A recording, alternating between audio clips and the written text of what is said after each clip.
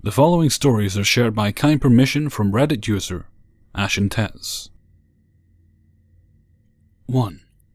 Firstly, I would like to say that these events happen over the course of 2 years, from the dates of 7th November 2012 up until October 21st, 2014. Never before then, nor afterwards. I had a very long and stressful day.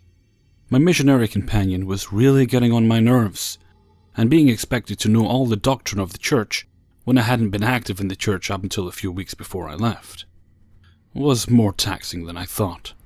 Being a dedicated night owl, and not yet adjusted to the sleeping schedule, I would stay up until 1 to 2 a.m., even though I was expected to wake up in just a few hours.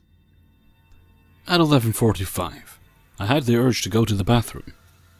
As it was long past lights out, I was positive I would be the only one out there and would finally get some much-needed alone time. I kept all the lights off so I could keep my night vision intact and find my way back to my room afterwards. The restroom was quite large, as there was about 100 plus missionaries on my floor alone, and was actually a combination of 2 separate restrooms. The aisle that divided the sinks from the stalls, urinals, spanned the entire length of the room, allowing you to see the other entrance clearly. There were no doors on the restroom, more of the maze-like privacy walls that you have to navigate to enter. I was startled by a large figure standing in the middle of the aisle, about halfway down the lane, around where the old wall used to be. It wasn't uncommon for people to try to scare each other, as we were all 18 to 24-year-olds, and had nothing else better to do. Although at first nothing seemed off, but as I was wrapping up, I noticed that the figure hadn't moved the entire time, regardless of my inquiries of who they were or where they were from. He just stood there, and it was kind of freaking me out, so I hurried up. And as I was walking away, I gave one last "see ya" statement, but some sudden movement caught my eye, and I immediately stepped back to see what it was. But the figure was gone. A sudden feeling of dread overcame me, and my fight or flight instincts kicked in, and I ran.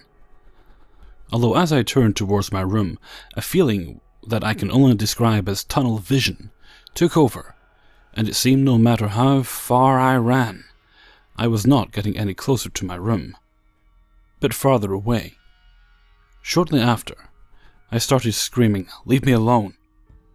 A light came on in the hallway, and the next thing I remember, I was crawling into my room, slamming the door behind me, and I couldn't get a word out of my mouth, I was crying so badly.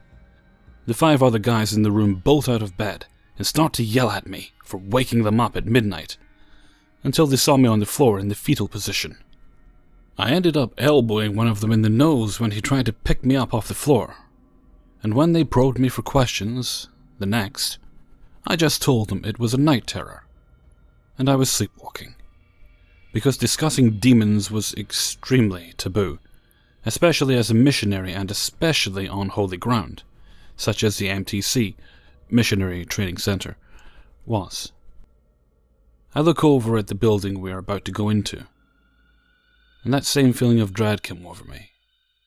Behind the bushes, they're only 3 feet tall, I might add, and I see again a pitch-black figure looking right at me, and seemingly chuckle as he turned around and disappeared into the same building we were all headed for.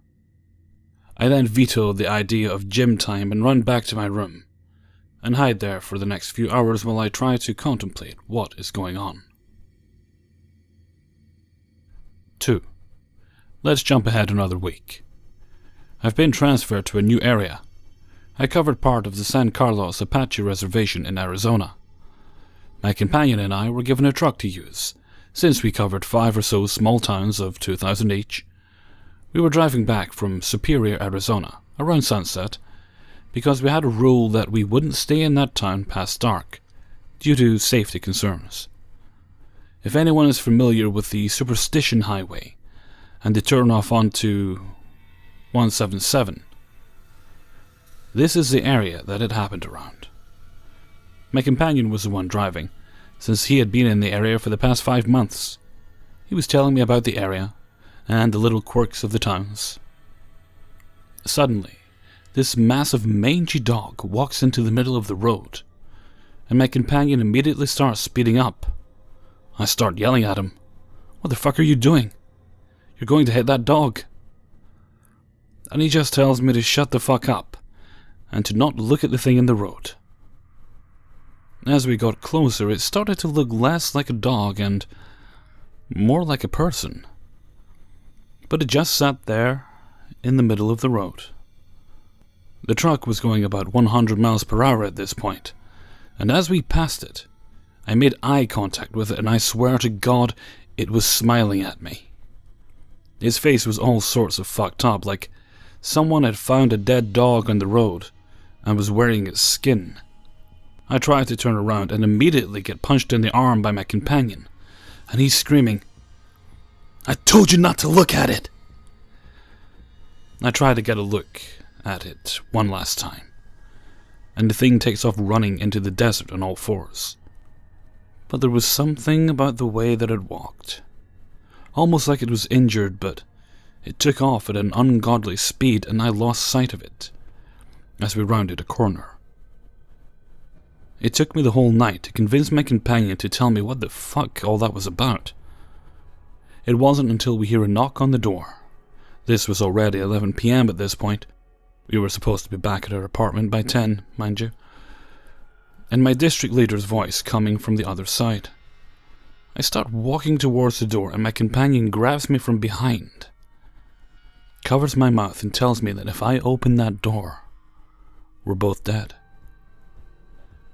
After elbowing him in the gut to get him off me, he gets out the phone and calls our district leader, who was assigned to Globe and the other 2/3 of the reservation. He answers, and my companion asks where he is. He responds with, "Dude, it's 11 p.m. and I'm in bed. Where else would I be?" At this point, I'm convinced they're both fucking with me, and go to answer the door again, since knocking has continued and was annoying me. My companion starts crying and is begging my district leader to swear on his life that he's up in Globe and not outside our apartment. Our district leader broke one of the cardinal rules of cell phone use, and sent us a picture of him and his companion in their Globe apartment with a timestamp. Both missionaries had terrified looks on their faces, and I had no idea why. The knocking had stopped at this point, and I decided to get some sleep. The next day we had a district meeting, and I made an off comment about how stupid it was for them to waste the 2-hour trip just to fuck with me since I was new. Everyone got really quiet and started arguing on whether or not they should tell me what had happened. My district leader finally broke down and told me what had happened. He started on about Native American tradition and a brief history of the reservation, and that there is a legend among the natives of skinwalkers. Someone that has gained the ability to turn into any animal by committing some heinous act, such as murder of a relative, or something similar. 3. Jump ahead another 6 weeks. I've gotten a new companion, and weird things have been happening around the apartment.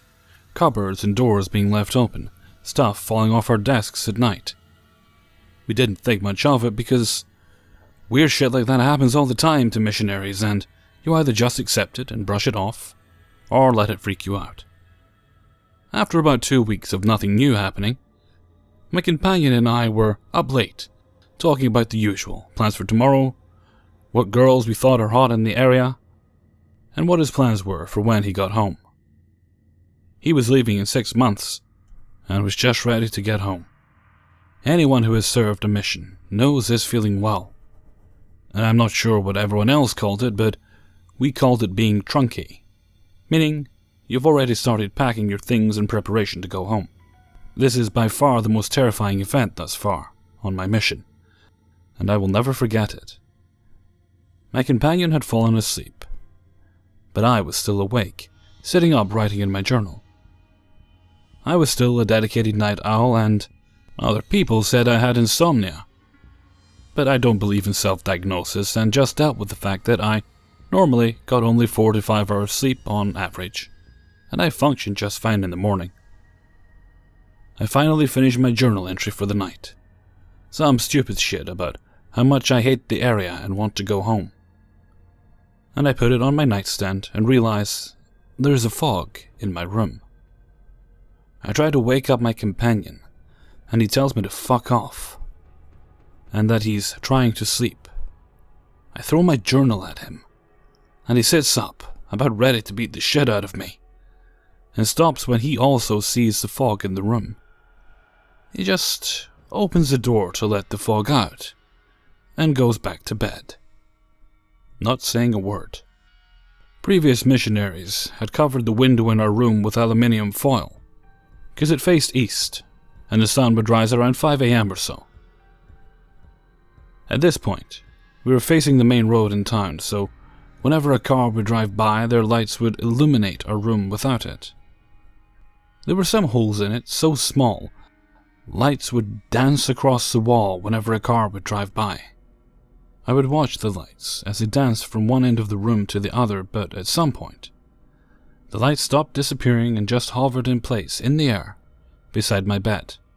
First it was 1, then 2, and by the time they stopped appearing there were 6 of them, just hovering there.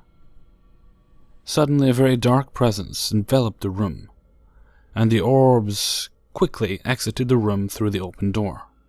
The fog was still in the room, and was suddenly disturbed by something from the other end of the room, by my companion's closet. It bolted at me, pinning me to my bed. I was still sitting upright at this point, and started freaking out. I wasn't able to talk, and I could only move my legs. It was like someone was on top of me, groping my wrists and pinning them above my head and putting their full weight on my chest. I was terrified. Being attacked by an unknown entity. And I heard in my mind, "Stop struggling. This will be over soon." All I could think was, I'm going to die, aren't I? My mind was racing, and suddenly something my father wrote to me in a letter when I was in the MTC, after I told him about the first incident. It was, "No entity can have power over you. If you command it to leave, it has to obey you. You are a worthy holder of the highest of priesthoods, and no evil will ever be able to triumph over you." In my mind, I commanded the spirit to leave. I heard an audible laugh come from just over my face, and for a moment, I hesitated. But once again, I commanded the demon. I refer to it as a demon this time, to leave. The effect was almost immediate, and the fog was gone as well. Needless to say, I didn't sleep that night. I ended up reading old letters from my girlfriend at the time and studying for the lessons we had scheduled for the next day. I tried to tell my companion what happened last night, and he just wasn't having it. He told me to stop making up stories, and that joking about those sort of things is not okay. I was dumbfounded. The one person that I thought would believe me completely blew me off and accused me of making stuff up in an attempt to not have to go out and work the next day. Looking back, I probably shouldn't have done this, but I punched him square in the nose, said to him, "Fuck you," and locked myself in the bathroom for the rest of the day. Our district leader, we got a completely new set of missionaries up in the Globe area this time around, drove down per my companion's request to try to get me out of the bathroom. So I tried to explain to them what had happened, and the look of, "You're kidding me, right? We drove the hour down here for this?" was all over their faces. They finally let me call our mission president, who was the most terrifying man I'd ever met. And he told me if I'm that dedicated to my story, go ahead and stay inside for today, and hung up the phone. I didn't stay inside that place. I hid in the church building, on top of the hill near our place, and had our appointments meet us there instead. 4. Fast forward 12 weeks. I was still in training at that time, and my companion and I were out trying to contact members of the church and introduce ourselves. We came across his family from talking to the husband as we helped him fix a tire on the side of the road. He told us to come back later that night, so we did. We knocked on the door, and a very tweaked out woman and another person that looked extremely angry answered the door. She told us to come back later and closed the door. I asked my companion if her husband mentioned anyone else living with them. He answered no, why? Confused, I asked him, "Didn't that guy freak you out a little back there?" He said he didn't see any guy there, only the one woman. But I very clearly saw a face of an African-American man that looked like he wanted to eat me for dinner. My companion's statement was confirmed the next day, when we showed up and talked to the family. 5. So I know there have been other instances of things happening to me, but the journal that I kept everything in is at my parents' house, so until I have the time to go and get it, I'm going to have to skip ahead almost 6 months. I've been in the same area for 6 months at this point. My previous companion had been transferred, and I was tasked with training a new missionary that had just gotten out of the MTC. Some people took this as an honor, while I was scared shitless. How the hell was I supposed to teach another missionary what to do when I barely knew what the fuck I'm doing? Although I tried my best to teach him, but this bitch was the most prideful motherfucker I'd ever met in my entire life. Also the most disrespectful. His first night in the area, we were invited over for dinner by one of the members of the ward congregation. For those who know the lingo, the husband was the high priest group leader, and his wife was the Relief Society president, women's organization of the church. I told them that I would be training a new missionary, and out there, it's a rare event. So the husband took the day off work and killed 2 of his chickens, let them marinate in his own secret recipe for 12 hours, and put them on the grill shortly after we got there. His wife was a phenomenal cook, and for the sake of the story, we had a meal fit for a king. This motherfucker didn't touch any of it. I wanted to give him the benefit of the doubt and chalk it up to culture shock, since he's a poor, sheltered Mormon boy from Nephi, Utah, out in the big scary world. The wife asked him if she could get him anything else, and I immediately shot him a death glare, and shaking my head, trying to tell him not to do what he was thinking. And you know what this fucker asked for? He asked for a fucking frozen beef taquito. They only had chicken, and so he didn't eat that either. And on the drive home, I asked him what the fuck that was about, and he said, "Well, I just have a certain standard of food that I eat, and the stuff they had in there was absolute garbage." It took everything I have not to punch him in the face right then and there. I swear I have a reason for telling you this, because I believe the amount of contempt we had for one another is the reason the following events happened. In the MTC, they always hype you up on how many people you convert and all these amazing stories of finding people on the street that end up being baptized and other spiritual experiences. What they don't tell you is all the hard work that goes into everyday life. It's not all sunshine and rainbows. And this motherfucker was bitching about everything. Why haven't we found anyone to baptize, Elder? Why are we wasting our time talking to people who aren't interested? God, do you even know what you're doing? I could do a better job than you. So without missing a beat, I said, alright, if you think you can do better, you're senior companion for the next week. I even let him drive the truck, even though I wasn't supposed to. After a full day of getting nowhere and him being extremely lost, I finally took over driving and got us back to the apartment, same one from the previous 2 posts. And as we're about to go in for the night, we got a call from a recent convert who had to drive her mother to San Manuel for a reason I don't remember, but asked if we could go and let her dogs out for a little while because she doesn't want them pooping on the carpet in the house. So we go over. I had to drag that motherfucker. And when we get there, he says, "Elder, I don't feel good about this place." I tell him to grow up here and get out of the truck. As we approach the house, we hear their dog whimpering and barking. As I open the door, one dog bolts down the street and completely out of sight, while the other one I could see cowering in the corner, just in front of the door looking into the room. At this point, I pulled out the fixed blade knife my father gave me before I left, and asked if there is anyone there. Yes, I know. If anyone was there, why would they answer?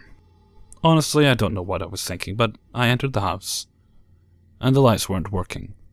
So I go to reach for the dog, and the moment she sees me, she jumps at me and starts whimpering as if she was hurt. I go to the backyard and try to put her down, but she's clinging to me, and it took me a good minute or two to get her to let go. I call for the other dog to come back, and to my surprise she actually came running back down the road, but as soon as she got within 20 feet of me, she stopped and started snarling at something behind us. I immediately turn around with my knife, but nothing is there. The front door was open, but I had closed it when I left carrying the other dog. It was then I picked up the other dog and placed it on the other side of the fence while I went to close the door. I saw a figure moving inside the house. I slammed the door and noped the fuck out of there, almost leaving my companion behind. I didn't call the cops because I knew that what I saw wasn't a person. The feeling of dread that I'd felt the night I was attacked was the same. We got back to the apartment and my companion was demanding I tell him what that was all about. And all I could say was, "You wouldn't believe me if I told you." And right afterwards, the feeling of dread flooded over me, and I turned around to make sure the door was locked. And I heard a voice in my head, "Do you remember me?" As images of that night flashed in my mind. I guess I had blacked out at some point because the next thing I remember was waking up on the floor and hearing my companion on the phone with someone I later learned was our mission president. We were asked to come down to the mission office and explain what happened. I explained what had happened, all of it, all the way from the MTC to present. And all my mission president had to say was, "Well, Elder, those happenings simply aren't possible unless..." He asked the most offensive question you could have asked me at the time. "Have you been praying to the devil?" I was at a loss for words. The one person I thought would have believed me not only completely blew me off, but accused me of devil worship. I left without saying a word, despite him demanding I stay seated and answer his question, to which I responded with, "No. And at this point, you'd better pray that I don't start." And left. Hey everyone, Hellraiser here, and thank you very much for listening to 5 True Paranormal Stories, Episode 2. Many thanks to Reddit user Ashen Tez for allowing me to use those stories, and for his help and cooperation in making it possible. There may be more stories on the way, and I'll certainly keep you guys updated if you wish so. I'm quite curious myself to find out how it all resolves. Okay, I have to admit I've been rather lazy today and I left recording a bit late, so I'm going to run off and do a little work on tomorrow's video. Try and get a jump start on it so that I don't feel as lazy tomorrow. Okay, so until next time, thank you very much for listening, and take very good care of yourselves.